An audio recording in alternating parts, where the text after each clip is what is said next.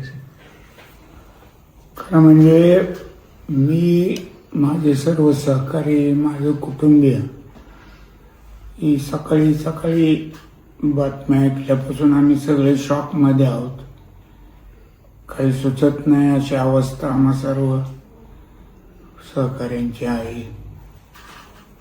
पहिला फोन मला युवराज बापू काठेचा आला की असं काहीतरी घडल्याचं सांगतायत, तुम्ही TV लावून बघा. त्यावेळेस मी TV लावल्यावर ते विमानात पेटलेल्या विमानाच्या टिकऱ्या झालेल्या आणि अजून काही निश्चित सांगत नव्हते.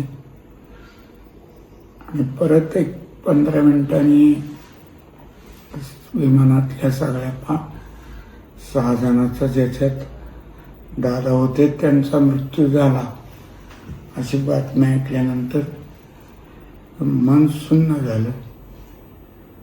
आणि अनेक त्यांच्याबरोबरच्या 1985 पासूनच्या आत्तापर्यंतच्या सहवासातल्या असे अनेक आठवणी, प्रसंग, कौटुंबिक सुखदुःखाचे, राजकीय सुखदुःखाचे, असे सगळे आठवत गेले. नियतीनं इतका क्रूर वार महाराष्ट्रावर करायला नको होता. आणि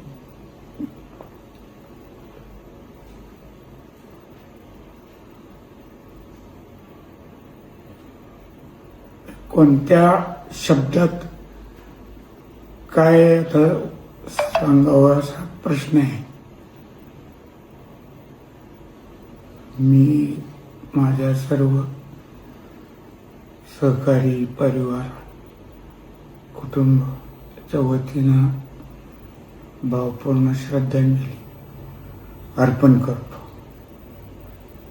आणि खूप मोठं नुकसान महाराष्ट्राचं, विशेषतः आमच्या बार्शी तालुक्यावर त्यांचं खूप प्रेम, लक्ष होतं.